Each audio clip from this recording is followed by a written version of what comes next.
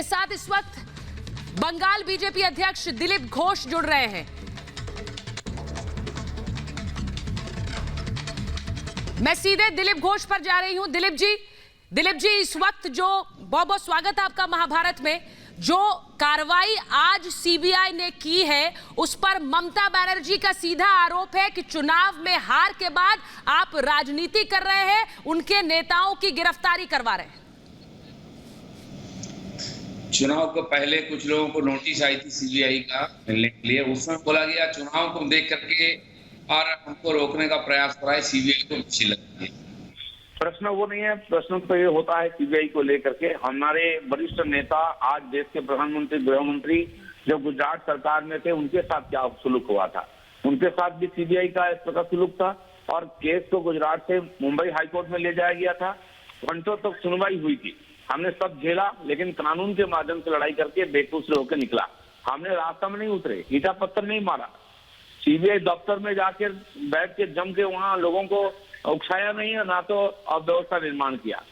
कुछ 3 साल पहले इनके जो मंत्री अभी एमएलए हैं मदन मित्रा, उनको शारदा केस में ममता बनर्जी की सरकार ने ही अरेस्ट की थी। साल भर से ज्यादा वो केस कोर्ट में थे। अभी उनके जो प्रवक्ता है श्री कुणाल घोष, उनका भी गिरफ्तारी हुई थी उसी केस में, वो भी साल भर से ज्यादा कोर्ट में थे। उस समय कोई प्रदर्शन नहीं हुआ, उस समय कोई प्रतिहिंसा और सीबीआई की बात नहीं आई, क्योंकि वो दोषी माने गए, इसलिए सरकार ने व्यवस्था की थी।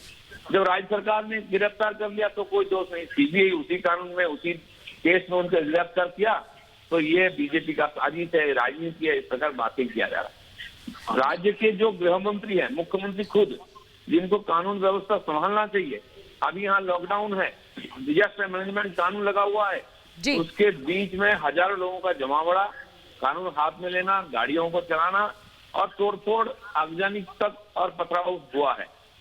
कल हमारे 3 विधायक सिलीगुड़ी में कुछ दावे को लेकर अलग अलग बैठे थे, तुरंत आधा घंटे में उनको अरेस्ट किया गया।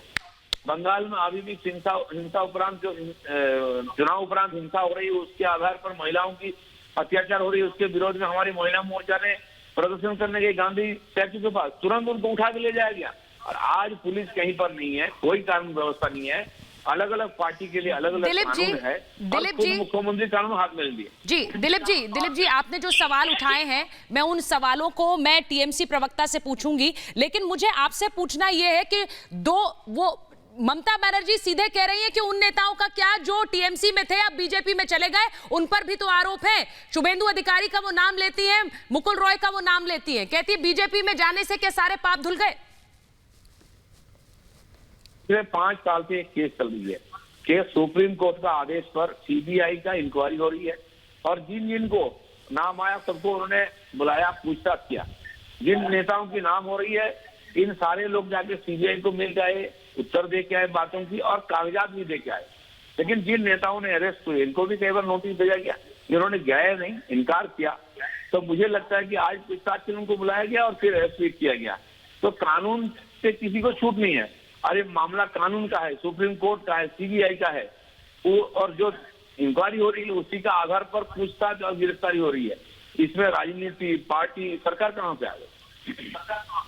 आप कह रहे हैं कि इसमें कोई राजनीति नहीं है, लेकिन ये पहली बार नहीं है जब ममता बनर्जी वर्सेस सीबीआई पश्चिम बंगाल में नजर आया हो। और ममता बनर्जी कह रही हैं कि ये बार बार सीबीआई को एक टूल की तरह इस्तेमाल कर रही है केंद्र सरकार। क्या कहेंगे आप उन्हें?